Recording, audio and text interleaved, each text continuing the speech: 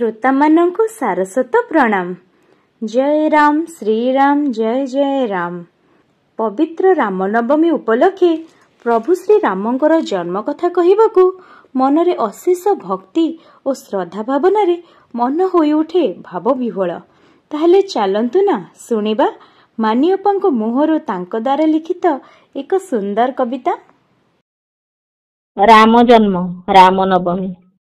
ठुकु ठुकु पादे चालंती प्रभु धरणी परे, नुपुर शबद शुभई ओंकारर झंकारे। नुपुर शबद शुभई ओंकारर झंकारे। चालू चालू जेबे पड़ंती लागे मस्तके धूली, आदरे प्रकृति संभाळे बक्षे नियई तोली। जक जक दिशे कंकण कोटी मेखला सुता, बाल्य लीला खेला देखांती मर्त्ये जगत पिता।